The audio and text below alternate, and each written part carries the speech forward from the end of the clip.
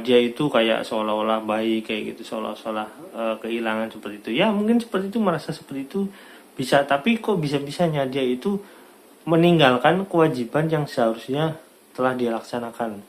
Nah, contohlah, eh, di satu sisi ada orang yang meninggal, dia merasa sedih, tapi di sisi lain ada orang yang dia zolimi dan meninggal, dia itu cuek-cuek aja gitu. Misalkan seperti eh, contoh ya, seperti peserta patungan usaha, investor patungan usaha yang orang Surabaya yang meninggal gitu, dikabarin padahal dia cuma minta uang kembali, nggak kembali sampai sekarang, nggak ada kabar sampai sekarang, orangnya sampai meninggal. Dan itu kalau setahu saya di patungan saya itu minimal udah 2 kali yang saya tahu meninggal dunia.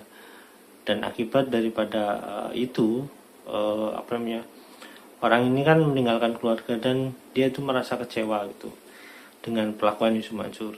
Misalkan,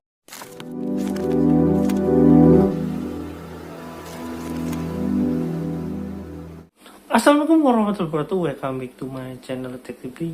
Ya teman-teman, ini saya ngutip dari beberapa media ya. Di sini ada berita tentang Yusuf Mansur yang katanya sedih ya. Ini dari Republika ya, dari media Republika. Nah, kali ini saya akan bacakan beritanya. Di sini, kesedihan Yusuf Mansur meninggal Syekh Isa Al-Hertani dan 55 keluarganya. Nah, di sini Republika, seorang relawan rumah tahfiz Darul Quran Syekh Isa Al-Hertani yang merupakan warga lokal Palestina telah syahid dalam pengoboman Zionis Israel. Rumahnya menjadi target serangan dari Israel baru-baru ini. Kami, khususnya saya, berduka sekali. Gitu ya. Intinya, kalau yang bagus-bagus ya teman-teman, kalau yang kayak gini, cerita kayak gini, ini media kok mau muat. Tapi kalau cerita yang berkaitan dengan Yusuf Mansur yang memang apa ya, katakanlah Yusuf Mansur itu salah gitu, bisa diputus bersalah atau di sana, media itu kayak enggan-enggan gitu. Misalkan contohnya kayak misalkan Yusuf Mansur nggak mau hadir sidang, itu nggak enggan gitu misalkan. Atau misalkan cerita kayak Bu Ana kayak itu enggan muat gitu, apa namanya, media-media besar. Saya nggak tahu kenapa. Nah, cuma terlepas daripada seperti itu ya, ya itu hak media lah. Saya nggak mau ngurangin atau nggak mau nambahin, karena mereka punya pertimbangan masing-masing ya, mau pertimbangan apalah, tapi terserah. Nah, cuma yang paling penting begini teman-teman, ini soal respect dalam suatu kejadian ya. Nah, ini dia itu kayak seolah-olah baik kayak gitu, seolah-olah kehilangan seperti itu. Ya mungkin seperti itu, merasa seperti itu bisa, tapi kok bisa-bisanya dia itu meninggalkan kewajiban yang seharusnya telah dia laksanakan. Nah, contohlah, di satu sisi ada orang yang meninggal, dia merasa sedih, tapi di sisi lain ada orang yang dia zolimi dan meninggal, dia itu cuek-cuek aja gitu. Misalkan seperti contoh ya, seperti peserta patungan usaha, investor patungan usaha yang orang Surabaya yang meninggal gitu, dikabarin padahal dia cuma minta uang kembali, nggak kembali sampai sekarang, nggak ada kabar sampai sekarang, orangnya sampai meninggal. Dan itu kalau setahu saya di patungan saya itu minimal udah 2 kali yang saya tahu meninggal dunia. Dan akibat daripada itu, apa namanya, orang ini kan meninggalkan keluarga dan dia itu merasa kecewa gitu dengan pelakuan Yusuf Mansur. Misalkan seperti itu ya. Nah, contoh kalau misalkan dari kasus BMT Darussalam, ada juga yang sudah meninggal dunia, uangnya belum dikembalikan oleh ya kroni-kroni Yusuf Mansur lah kayak gitu.